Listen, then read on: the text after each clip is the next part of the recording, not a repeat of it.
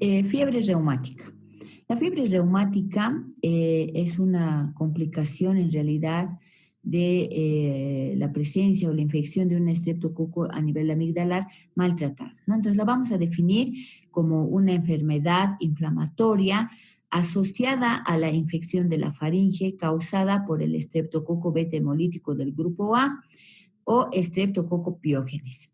Hay que considerar una predisposición genética, ¿no? Entre los niños, más o menos se va a presentar entre los 5 a 15 años de edad.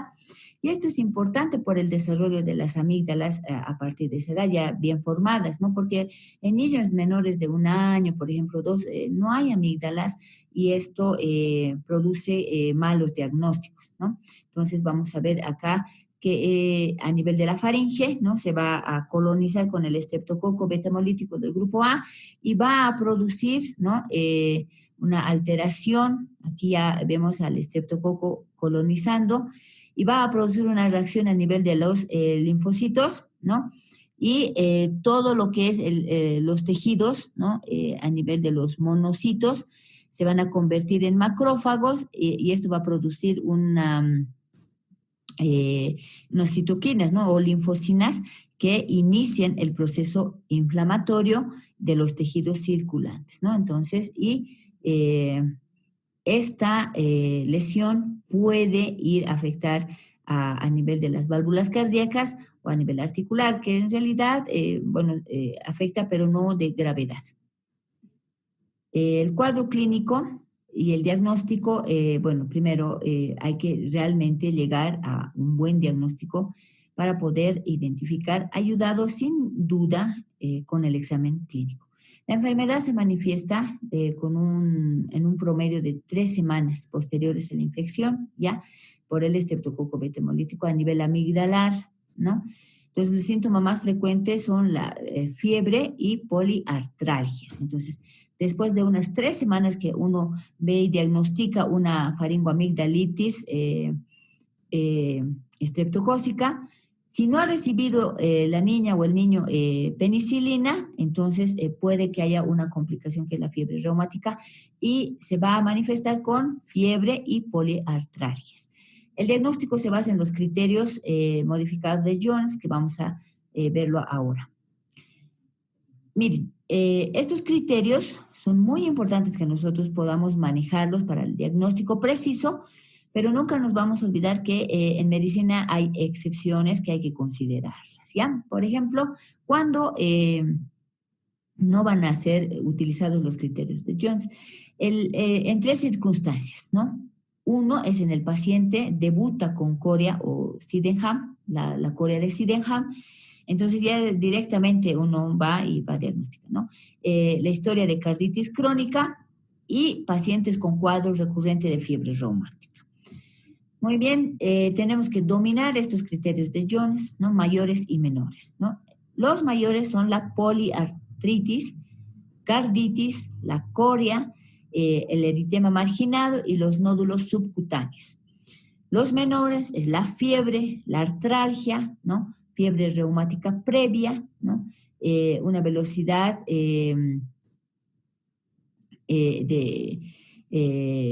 la proteína C reactiva positiva y la presencia de prolongación del PR en un electrocardiograma, ¿no? Que nos van a dar datos menores.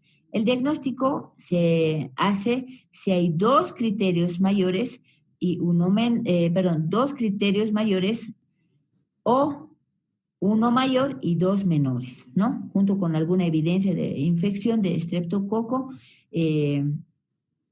para poder identificar al germen. Los criterios mayores, por ejemplo, como la carditis, nosotros tenemos que ver, ¿no? Para poder realmente decir que es un criterio mayor. Entonces, la complicación más grave puede ser leve o fulminante. La endocarditis, ¿no? Que produce valvulitis, es el hallazgo universal. Puede haber una pericarditis o una miocarditis, eso es variable. Pero lo que no va a fallar es el hallazgo de una pericarditis. La válvula mitral es la más afectada, ¿no? Y a veces la aórtica, pero la mitral es la de excelencia, ¿no? Para una fiebre reumática. El soplo de Carey, ¿no? COMS, aparece durante la fase aguda por afectación de la válvula mitral. Nosotros vamos a encontrar un soplo mesodiastólico en el ápex en el momento del examen clínico, ¿ya? Esto es importante. El otro criterio mayor es una poliartritis, está presente en un 75% de los pacientes y va a afectar a grandes articulaciones, es importante, como rodilla, tobillo, cadera, muñeca, codos y hombros, ¿ya? El dato también es importante, que es migratoria y es asimétrica, ¿no? Para poder diferenciarla de una artritis reumatoidea juvenil.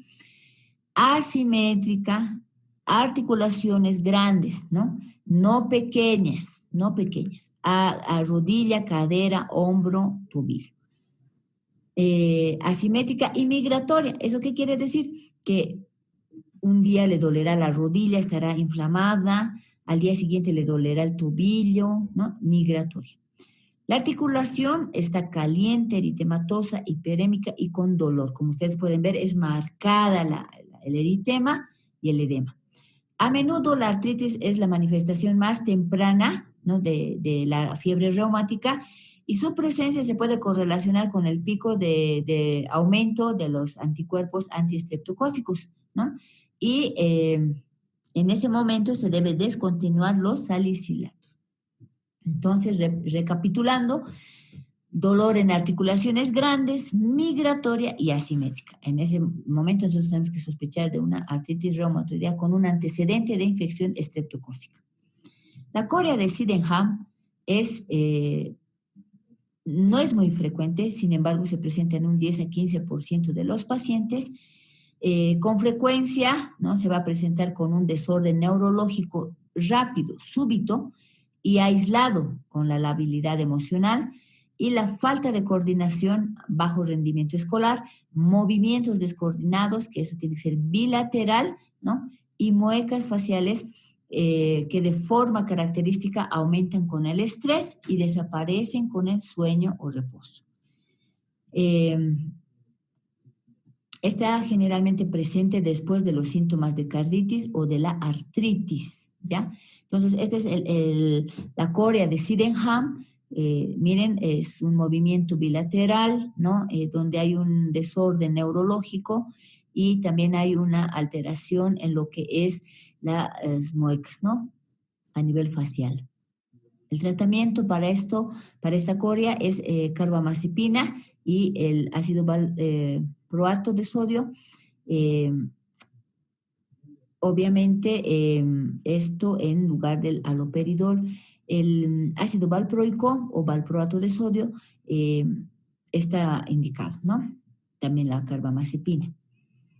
Ahora, el eritema marginado es característico. También es poco frecuente, no se puede encontrar generalmente en los pacientes, pero como les decía, la poliartralgia migratoria asimétrica, entonces de articulaciones grandes, entonces ese es un dato importante. Manifestación inusual, menos del 3%, pero característica de la fiebre reumática aguda, ¿no? Consiste en lesiones eritematosas, miren, serpentiginosas, ¿no? Miren, y maculares, con centro pálido. Esto es dato importante para ver, hemos visto en otra presentación las enfermedades exantematosas. Sin embargo, esta es característica, miren, vuelvo a repetir, es serpentiginosa, eritematosa y con palidez, en esta lesión se puede ver mejor, con palidez central. Miren, en esta lesión también aquí está el eritema, pero la palidez central, que no produce prurito, otra característica, ¿no? Y casi siempre es en el tronco y las extremidades. No compromete la cara y se acentúa con elevadas temperaturas. Entonces, nosotros, como hemos dicho, va a tener fiebre, pero las lesiones dérmicas, miren, son características, ¿no? Máculas con un centro pálido, serpentiginosas, no pruriginosas, ¿no? Entonces, vamos a poder verlo. Como les digo, es poco frecuente, pero debemos conocerlo. Los nódulos subcutáneos de igual forma, ¿no? Más raros todavía. Sin embargo, bueno, no ocurren los casos severos, menos del 1% presentes, y consisten en nódulos firmes y alrededor de 1 centímetro de diámetro, localizado a lo largo de las superficies extensoras, ¿no? De tendones y próximos a prominencias óseas, como aquí vemos, miren, en el codo, ¿no? Se asocia con la enfermedad reumática cardíaca, ¿ya? Estos son los nódulos, también poco frecuentes. Los criterios menores, como les decía, las artralgias, fiebre alta, elevación de los reactantes de fase aguda y el intervalo PR prolongado en el electrocardiograma, nosotros debemos saberlo, considerarlo, ¿no? Para poder determinar el diagnóstico preciso. Se debe hacer un diagnóstico diferencial, por ejemplo, con una colagenopatía, como les estaba mencionando, de una artritis reumatoide juvenil, una artritis gonocócica o una neoplasia, ¿no? Entonces, una artritis reactiva causada por salmonella o shigella o Yersinia. Cuando la carditis es la única manifestación clínica presente, se deberá sospechar en miocarditis viral, pericarditis viral o en una enfermedad de Kawasaki. Cuando solo esto es. ¿Por qué? Porque como hemos visto, tiene que ser preciso, asociado. Es un análisis mental que nosotros tenemos que hacer para poder llegar al diagnóstico y determinar muy bien el diagnóstico diferencial. Las complicaciones de una fiebre reumática es la coria, la artralgia resuelve totalmente. Hay un dicho muy común, ¿no? Que dice que la fiebre reumática lame la articulación y muerde al corazón. Entonces, ¿qué quiere decir eso? Que aunque veamos una articulación totalmente edematizada, eritematosa, dolorosa, que parece una gran manifestación clínica, va a ser pasajera y sin secuelas. Sin embargo, a nivel cardíaco va a producir una complicación crónica, ¿no? Entonces puede producir una valvulopatía a nivel de la válvula mitral, y obviamente eso puede llevar a una insuficiencia cardíaca y a la muerte, ¿no? A largo plazo. Por eso no tenemos que olvidar que la fiebre reumática, su mayor complicación es a nivel del corazón. El tratamiento está a base de la penicilina benzatínica intramuscular. ¿Por qué? Porque hemos dicho que está ocasionada desde un principio por la presencia del estreptococo beta hemolítico, ¿no? Entonces debemos ir a atacar esa bacteria. La benzatínica la vamos a dar a 0,6 a 1,2 millones de unidades internacionales. Y si va a ser vía oral, ¿no? La penicilina B o la eritromicina por 10 casos en caso de alergia a la penicilina. Se va a utilizar la aspirina, 100 miligramos kilogramo día, dividido en 4 tomas por 3 a 5 días. Seguida de una dosis menor de 75 miligramos kilogramo día en 4 tomas por espacio de hasta 4 semanas, es decir, un mes. Se va a usar corticoide. La prednisona es a una dosis de 2 miligramos kilogramo día, ¿no? Esto porque da un beneficio, ¿no? El paciente con carditis, ¿no? O una cardiomegalia acaba a 8 horas por un total de 2 a 3 semanas y luego se hará una reducción escalonada de la dosis, ¿no? A un 20 a 25% hasta finalizar el tratamiento. En todo paciente que usemos corticoide va a ser de forma escalonada, ¿no? Sobre todo la prednisona. Nunca se debe quitar de forma rápida porque puede traer alguna complicación. La prevención primaria y secundaria. Miren, en la prevención primaria nosotros tenemos que hacer una terapia con antibiótico, ¿no? Apropiada durante los primeros 9 días en pacientes con infección por el estreptococo beta hemolítico del grupo A. Comprobado, ¿no? Cuando uno se hace un hisopiado y se identifica a la bacteria, debemos dar penicilina. Por eso es que les decía el diagnóstico preciso y oportuno. Hay estudios que se ha demostrado en toda amigdalitis comprobada por el estreptococo, se debe realizar el tratamiento con penicilina para evitar esta fiebre reumática que puede producir daños cardíacos, ¿no? La prevención secundaria está en pacientes que presenten carditis, entonces debemos dar una profilaxis por 10 años o hasta sus 25 años, miren, el tratamiento es largo con penicilina, ¿no? Con pacientes con valvulopatías de por vida, ¿no? Utilizar la penicilina. Miren, el paciente sin carditis, se puede hacer una profilaxis hasta sus 21 años o 5 años después del último ataque, ¿no?